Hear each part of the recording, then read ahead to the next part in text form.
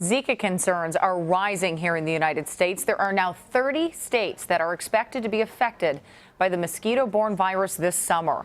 That's more than double what was originally predicted. Top health officials say the U.S. needs to be more prepared for the virus to spread even further.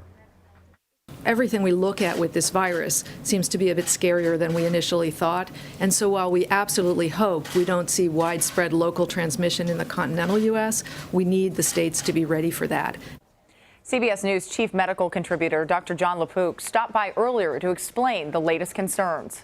The fear is, right now, the Zika virus is not in mosquitoes in the United States. Anybody here who has it has brought it in from somewhere else.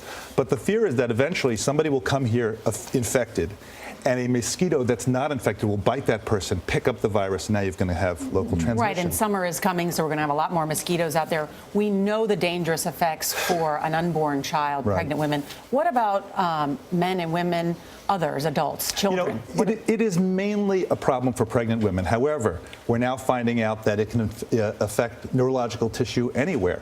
There's some fancy Guillain-Barré syndrome, acute disseminated encephalomyelitis, a lot of fancy medical terms to say that this thing goes after neurological tissue in the spine and the brain. It can cause severe symptoms, but it's relatively rare in adults. And not just the microencephaly that we first heard about with No, the microencephaly babies. where you have abnormally small brains and heads, and that can lead to developmental problems. When we talked about Ebola a few years ago, it was, we're worried, but it's not going to spread. Don't have mass panic. Where are we now with this? I still think it's not going to spread widely. That's what all the officials are telling me, and you shouldn't have mass panic. However, I actually am more concerned about the problem here in the United States than I was about Ebola, because there are no symptoms. 80% of people are asymptomatic. You have areas in the United States, especially poor areas in the South, where it looks kind of like Brazil, where you have broken windows, you have freestanding water.